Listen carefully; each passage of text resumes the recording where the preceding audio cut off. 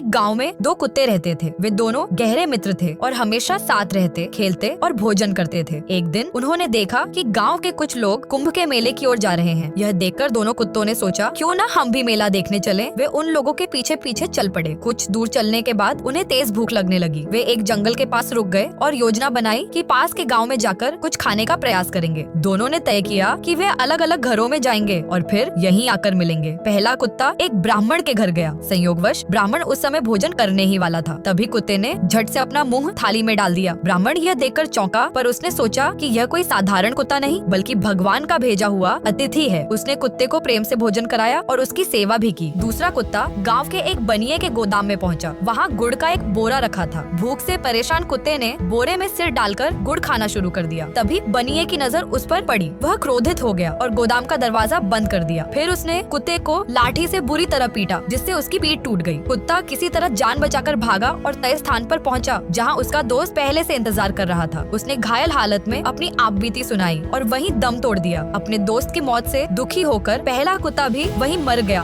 समय बीत गया। जिस ब्राह्मण ने कुत्ते को प्रेम पूर्वक भोजन कराया था, उसके घर एक पुत्र का जन्म हुआ। वही कुत्ता पुनर्जन्म लेकर उसके घर आया और जिसने निर्दयता से कुत्ते को मारा था, उसके घर एक विकलांग बालक जन्मा। उसकी पीठ जन्म से ही टूटी हुई थी। करुणा और सेवा का फल हमें पुण्य और सुख के रूप में प्राप्त होता है, जबकि हिंसा और निर्दयता का फल दुख और पीड़ा के रूप में लौटता है। जैसा करोगे वैसा भरोगे, यही कर्म का सिद्धांत है।